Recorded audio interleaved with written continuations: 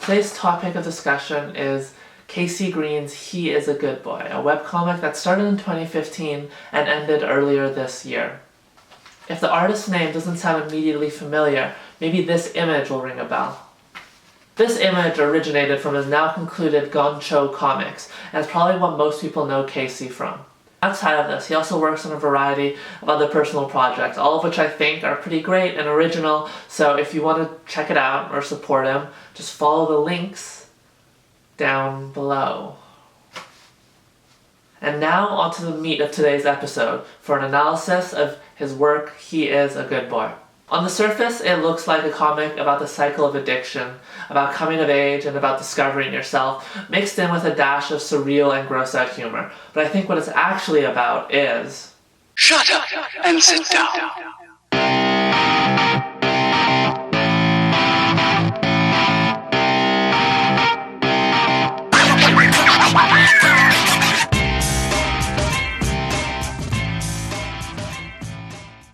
First, let me give you a rundown of what happens in the story.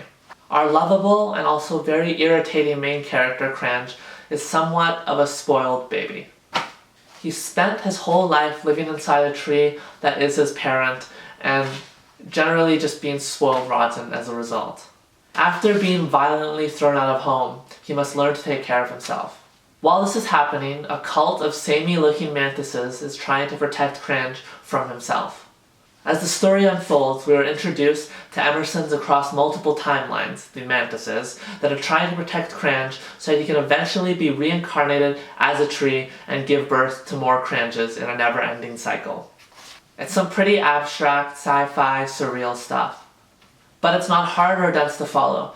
K.C. Green does a pretty admirable job of juggling the themes of the story while also making a really good character study.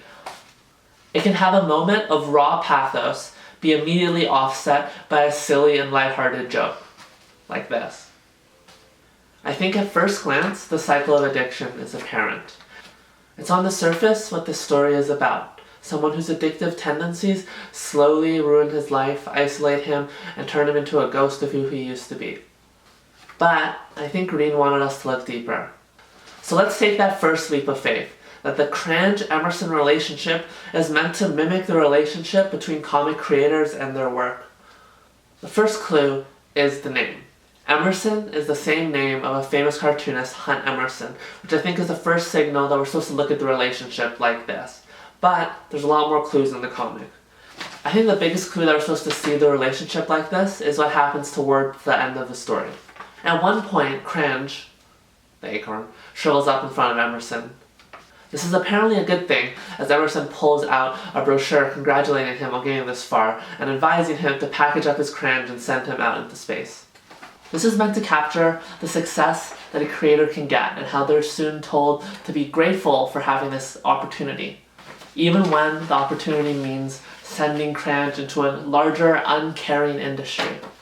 So he lets go of his creation in its shriveled up state and sends it to the Wrist Chapel, a place where all the successful Emersons and Cranges can just hang out. Are you seeing the allusion here to creators with the name Wrist Chapel? So the shriveled husk that is Crange is sent up into space by Emerson, mirroring the decision that many creators have to make as to whether or not they want to send their character up into a larger, colder, uncaring industry. We also see that the first Emerson literally created a character from nothing, matching how comic creators finagle their own characters out of the ether.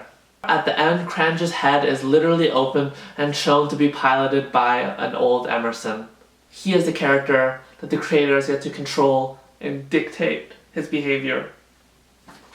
Alright, as if to make sure we don't miss the point, although I will be making sure that you don't miss the point, the last old Emerson gives us a big running meta-commentary about how he had to do a bunch of plot skips, about how many deaths he had to avoid, and basically just a lot of little things saying, yes, this guy is like an author, is like the comic creator, trying to create a plot, trying to govern his character to a place that is, satisfying for him and for his audience.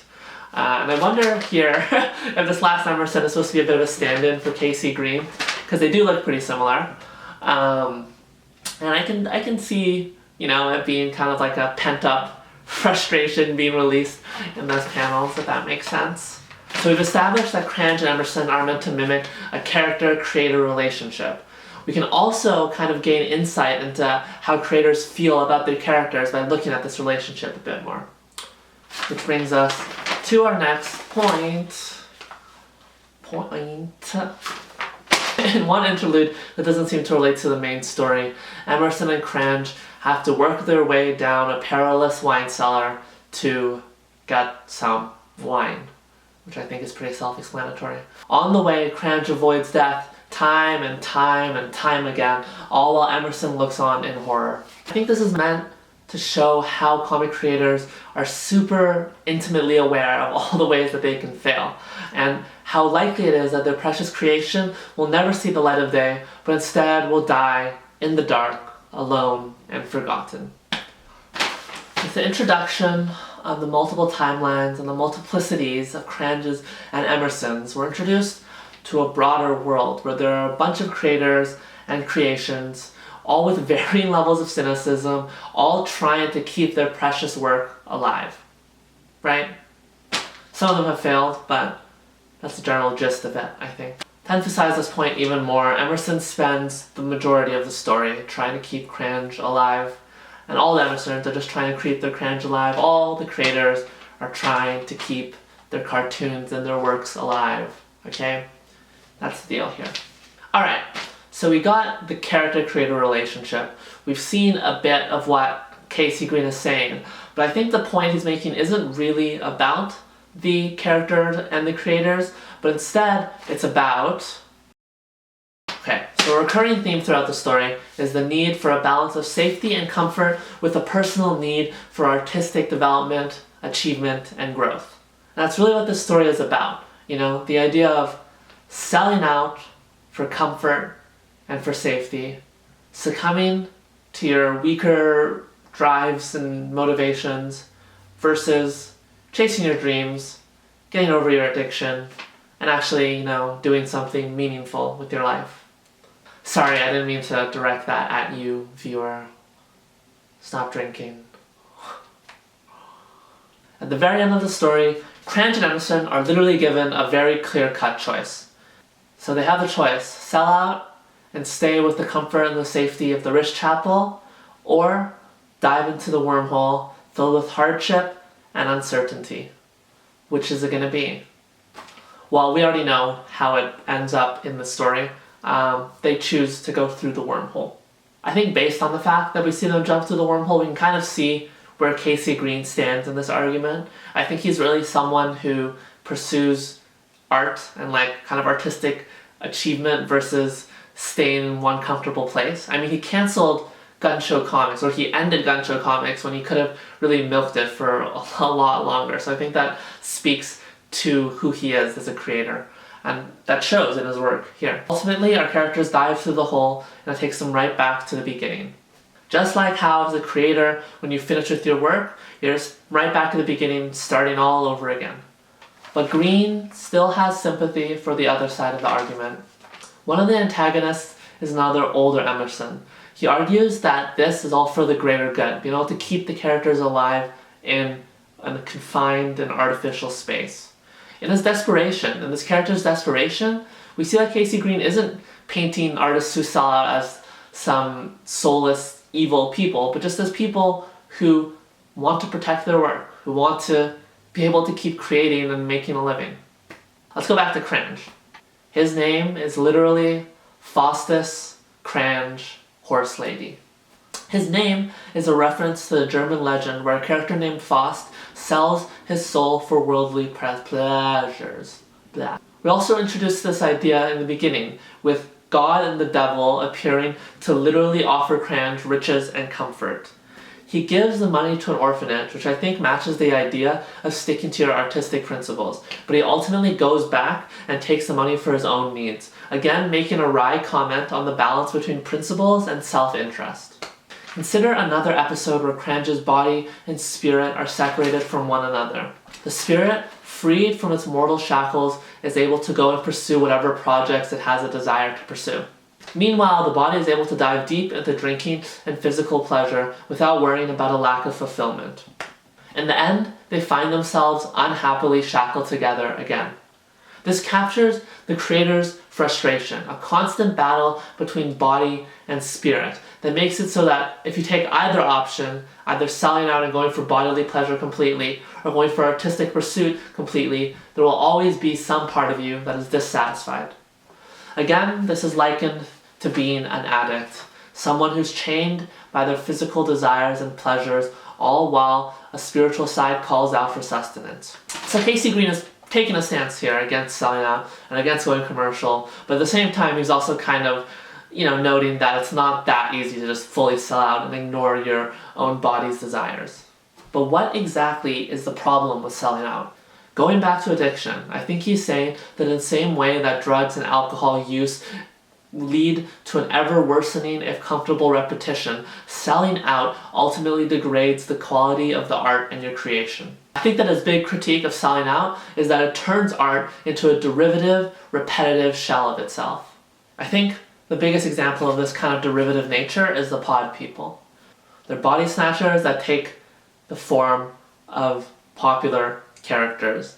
In the story, they take over other people and replace them with these look-alike versions of themselves. I think this is a pretty direct commentary about how he feels about popular culture taking over other work and just shaping it or molding it in its form. In the end, they even invade the Wrist Chapel. Furthermore, once you get to space, where the successful creators and characters are, Crange loses his uniqueness and becomes just one of the crowd. There are a bunch of derivative Cranges with just a few traits swapped out. And there are even Cranges fucking each other into a big intermingling mess of nothing, of sameness. Even before Crange gets sent to space, we see that he's become a shriveled husk of himself. He's not the character that he once was. I think he's saying that by selling out, your character gets turned into the same derivative goop that every other character becomes. Another theme that comes up is the repeating cycle. Crange's increasingly low depths of addiction are intricately intertwined with the comic's own ironic descent into episodic fluff. I think this is a comment on both the repetitive cycle of addiction and also on the repetitive cycle of popular work, always continuing on in an endless episodic fashion. Throughout the comic, there are lots of parts that feel like episodic filler. There are also constant references to other work, like Scooby-Doo, or repeating lines, gags, and catchphrases. It seems to be a meta-commentary on how, once a work hits popularity, it continues on indefinitely, no matter how unoriginal it may become. In the end, the goal of the Emersons in the Space Chapel is to keep the cycle going on indefinitely. They demand the status quo even when it's dying because it makes them feel comfortable. They're just like the fans of a work that has gained a lot of popular momentum and whose fans don't want it to end. Bringing this point to a head is how the cycle of repetition breaks at the end. At the end, after going through the wormhole, Crange chooses to let himself die. The creator allows the character and the work to end. In the end, Crange chooses to kill himself, ending the story rather than keeping it going on in an endless loop. This is on a broader level what Casey Green himself has done with many of his comics. I mean, this is the guy who killed off his popular anime club members with a group suicide. He even ended He Is a Good Boy early, and while I can only speculate on his motivations, I like to think that it was partially because he wanted to keep his artwork pure. That's it, that's what I think he's saying. I think he's saying that Crange and Emerson are like the character and the creator. I think he's saying that the creators are desperate to keep their characters alive. And I think he's saying that once you sell out, once you go to the Wrist Chapel, your character becomes derivative and unoriginal. I think that's it. So, just to talk about a bit more about why I like this a lot, is that he manages to get across this pretty complex theme that I've been going over, but at the same time he makes a really interesting work that dives into themes of addiction, self-harm, and suicide, all without coming off as pretentious. If you look at each panel individually, it often works as a funny gag or some gross-out humor, but he manages to capture such pathos and analysis as well. I also like that he manages to do this kind of ironic, strip-a-day, episodic plot while actually building, an overarching theme and,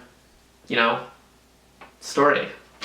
So this analysis has focused a lot on the themes, but it hasn't even begun to touch on the humor or how it works just as a character study of an addict. Yeah, so if you've made it this far, please read his work. I would recommend He Is a Good Boy and Gun Show Comics if you're just getting into him, and support his Patreon, which I will link below. Thank you for joining me today, and hopefully we see more of this type of work soon. Alice out. Alice out. God, I'm out. I'm done. This is so much effort.